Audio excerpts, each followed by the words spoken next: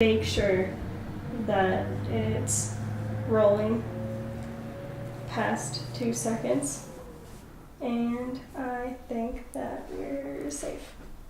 Okay, so your name and job title. Okay, my name is Jamie Hidalgo, and I am a licensed professional counselor. I currently work with the Griffith Centers for Children. Could you just briefly go over like a day in your job? Like, what do you do with your clients, and what does your day look like when you do? Yeah, so my days vary pretty heavily depending on what clients I'm seeing and for what service. At our agency, we work primarily with children, adolescents, and families involved with the foster care system, Department of Human Services. We also see clients for through truancy court, probation, and some other referral sources, but primarily foster care. And in that role, I see families for individual therapy, family therapy, visitations, and a service we call family preservation, which is exactly what it sounds like, preserving the family unit, either once children have been returned home or if they're at risk of being removed from the home. So given that, my role on a day-to-day basis can really change. So I might see a couple of clients in the morning for individual therapy, have a visitation in the afternoon, and then end my day providing family preservation services. And on a whole, do you generally work mostly with children or adults, or is it pretty evenly spread? So it always depends on your caseload at the time, but I would say on average it's pretty split between working with the children and with the parents. What are the different struggles between working in the children and the parents then? What do you have to change about your approach?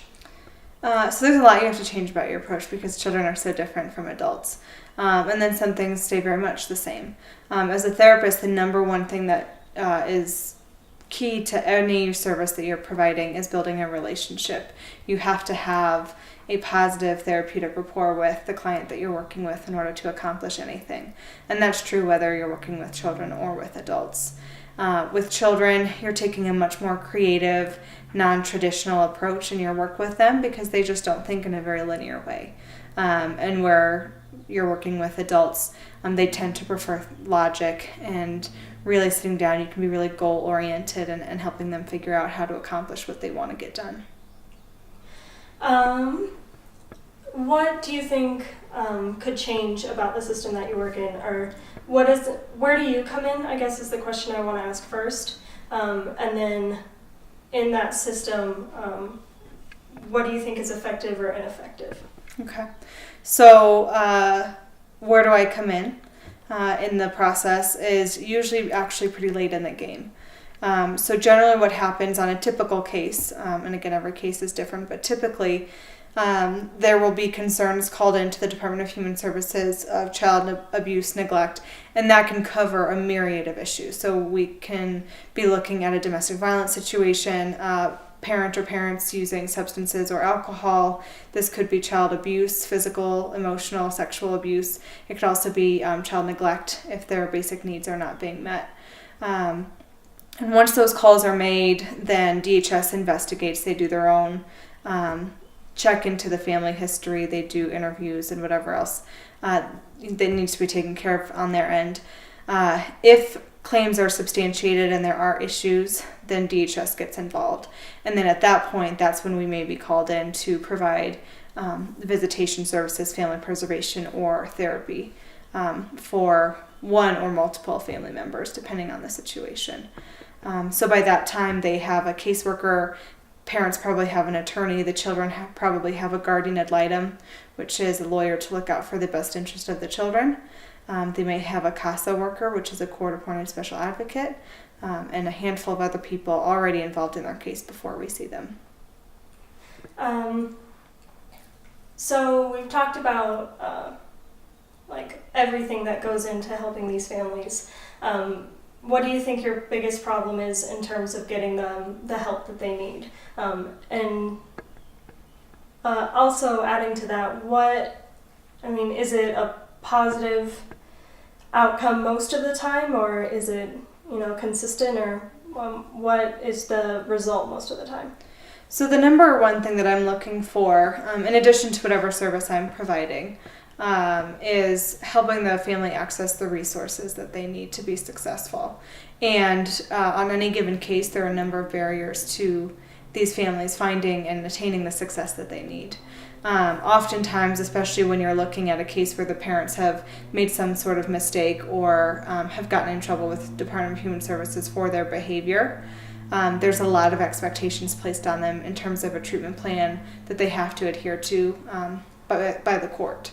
And oftentimes that can include not only visitations with their children, maybe individual therapy, maybe family therapy. They might also have parenting classes, drug and alcohol classes to go to, as well as the expectation that they maintain stable housing and employment. So really the number one thing that, in addition to whatever service that we provide them, is helping them figure out how to manage all of that, because even for most people, healthy, functioning people, that's a lot of expectations, and you're talking about people who are struggling for one reason or another.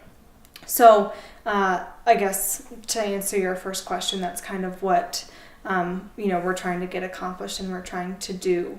Now, whether or not that's always successful varies greatly.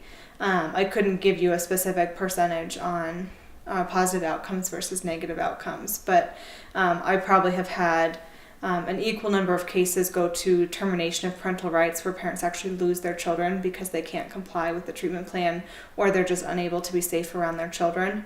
And I've had a number of cases where children and families were returned home or were able to stay home successfully. So it really depends on each individual case, whether or not the family is able to meet the goals that have been set out for them.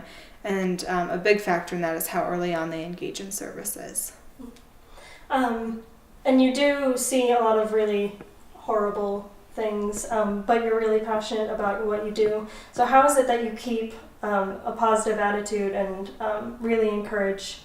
I mean, you have to set an example to these families. So how is it that you keep doing what you're doing? Yeah, so I mean, everyone finds their motivation in different places and in different ways. I think the number one thing for me is the resiliency in these families and most in the children that I work with. Oftentimes they've had to experience horrible things, view traumatic events, and really just, be privy to information that a child should never have to. And yet these kids come in and they laugh, they smile, they enjoy drawing and horses and, all the things that most children enjoy. And so I think that resiliency is really beautiful, and I think it's a really motivating factor in continuing on with this work, because if they can make it through, then most of us should be able to find some strength. So I love that about the position. In addition to that, just working with families who are really ready and willing to change. For a lot of them, their involvement with the Department of Human Services is their rock bottom, the threat of having their children being taken away or actually being separated as a family. And so you're often working with families who are willing to, find that alliance with you to figure out how to help themselves so they can help their families. So you probably face a lot of challenges going in. You said this is, for a lot of people, like the last place that they want to be or the last place that you're able to offer them help. What are some of the things that are obstacles for you in this system? Just that. So obstacles that we face, I think the first would be in helping the parents find the right resources and occasionally getting them to engage in those services. And that can be for a multitude of reasons. Again, their pre-existing disorder or condition, as well as cultural or religious barriers that prevent them from being as open and accepting of all of the services that are in place. So that's one thing that we work with the families on. And then the second thing I would say as a barrier is really there's a lot of misunderstanding about what these families are going through, and sometimes unrealistic expectations placed on these families.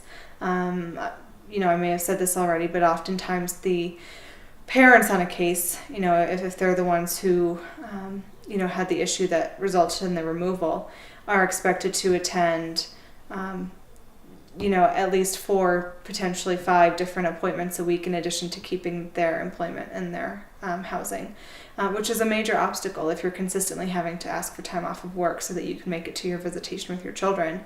I've had several families be placed in a position where they had to decide whether or not to disappoint their employer or to see their children.